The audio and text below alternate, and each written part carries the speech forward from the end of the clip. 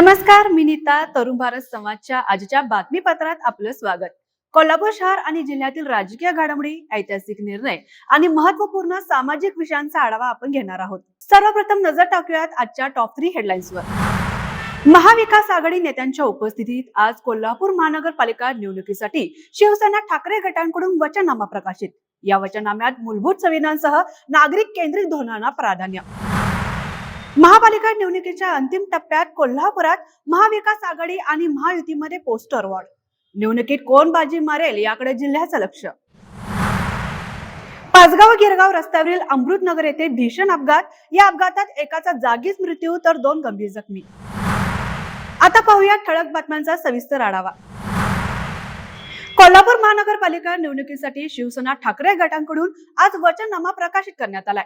शिवसेना ठाकरे गटाच्या या वचननाम्यात मूलभूत सुविधा, सुशासन आणि नागरिक केंद्रित धोरणांना प्राधान्य देण्यात आले.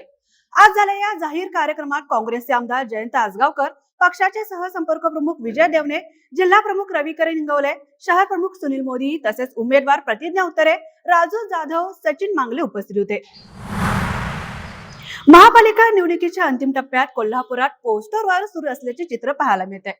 महाविकास आघाडी शहरातील विविध कामांकडे लक्ष वेधत पोस्टर लावत आहे, तर महायुतीकडून आव्हान पेलणार पण जिंकणार असा संदेश देणारे फलक उभारण्यात आले.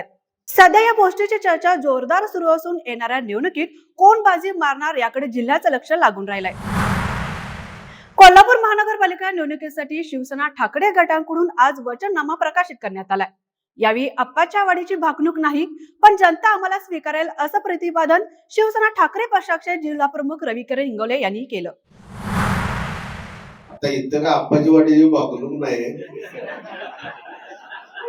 कोण कसा काय होणार, गुलाल उधळणार, भगवा येणार, हे काय आता मी तर काही सांगू शकत नाही. मोदी साहेबांना असं म्हणायचं की जनता आम्हाला स्वीकारेल. निवडून किती दिली हा पार्टच वेगळा. बीजेपी वाल्यांना दाबून बोलायचं 40-50 मशीन त्यांच्याकडे, आमच्याकडे मशीन नाही. पाचगाव गिरगाव रस्त्यावरील अमृतनगर येथे मंगळवारी रात्री भीषण अपघात घडलाय. समोरासमोर झालेल्या धडकेत प्रशांत टोपकर या तरुणाचा जागीच मृत्यू झाला, तर मयूर गुरव आणि दिगंबर पाटील हे दोघे गंभीर जखमी झालेत. त्यापैकी एकाची प्रकृती गंभीर असल्याची माहिती समोर येते. हा अपघात सीसीटीव्ही मध्ये कैद झाला असून धडक किती भीषण होती हे या व्हिडिओ मधून दिसून येते. करवीर तालुक्यातील वडक शिवालय आणि बाचणी मार्गालगत रस्त्याच्या दोन्ही बाजूनी ऊस शेतीला बुधवारी सुमारे 3च्या सुमारात भीषण आग लागली. आग आटोक्यात आणण्यासाठी शेतकरी व परिसरातील तरुणांनी प्रयत्न केले, मात्र तोपर्यंत सुमारे 20 एकर ऊस जळून खाक झाला. या घटनेत शेतकऱ्यांचं लाखो रुपयांचं नुकसान झालं असून आगीचे कारण अद्याप स्पष्ट झालेलं नाही. कोल्हापूर जिल्हा परिषदेच्या शाळेतील विद्यार्थ्यांसाठी अत्याधुनिक दर्जाची स्वच्छतागृह उपलब्ध व्हावी यासाठी जिल्हा परिषदेचे मुख्य कार्यकारी अधिकारी यांच्या माध्यमातून Kolhapur style integrated school health complex उपलब्ध करून देण्यात आल्यात. याबाबतची माहिती मुख्य कार्यकारी अधिकारी कार्तिकेय एस यांनी पत्रकार परिषदेत दिली आहे. विद्यार्थ्यांनी शिवाजी विद्यापीठाच्या शिवस्पंदन सांस्कृतिक महोत्सवांतर्गत बुधवारी सादर केलेल्या शाहिरी बाणानं शिवाजी विद्यापीठाचा परिसर दुमदुमला. मूकनाट्य, नकला, रघुनाटिका, पारंपरिक वाद्यांसह पोवाडा, भारुड, शिवगीते यांच्या बहारदार सादरीकरणानं उपस्थितांची मनं जिंकली. शिवाजी विद्यापीठाच्या राजश्री शाहू सभागृहात कार्यक्रमाचं आयोजन करण्यात आलं होतं. मोठ्या संख्येनं विद्यार्थ्यांनी उत्स्फूर्त सहभाग घेत या कार्यक्रमाची रंगत वाढवली. मकर संक्रांतीच्या पार्श्वभूमीवर कुंभार बांधवांचा घराघरात लगबग सुरू झाली आहे.